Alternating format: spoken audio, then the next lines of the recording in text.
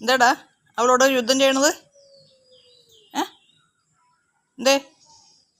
എന്താ പ്രശ്നം? എന്താന്ന്? അവൾ നിൻ്റെ ഒന്നും കട്ടെടുക്കാൻ വന്നിട്ടില്ലല്ലോ. പാലപ്പാ, അവളോട് കിടന്നോട്ടടാ. അവളൊരു ഗർഭമല്ലേടാ. അവളുടെ വയറ്റിലേ കുറേ കുഞ്ഞു പാവകളുണ്ട്. നീ അവളോട് യുദ്ധത്തിന് പോണ്ട ഡാ. പാലോ, ഇതെന്താ പ്രശ്നം? ഇതെടാ പ്രശ്നം? നീ എന്തിനാ അവളെ ചീത്ത പറയണേ? പാലോ, ഇതെന്തിൻ്റെ വിഷമം?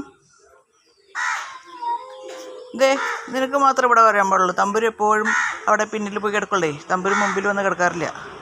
അപ്പോൾ അവൻ്റെ സാമ്രാജ്യം അവൾ കൈയടക്കി പോലെയുള്ള ഇതുണ്ട്. അവൻ്റെ സ്ഥലം അത് അവന് മാത്രമുള്ള സ്ഥലമാണ് ഉമ്മറം. തമ്പുരുവിന് പിന്നാമ്പുറം മാത്രം. ഇല്ലടാ ഡാ വാലു,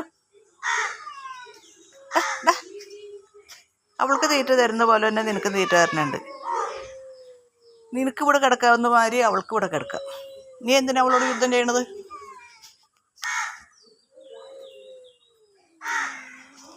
ഇതാടാ, ഇതാ നിൻ്റെ വിഷമം. ഇതെന്താ നിൻ്റെ വിഷമം? തമ്പുരു കണ്ട വലിയ വയറായി പെണ്ണ് പ്രസവിക്കാറായി.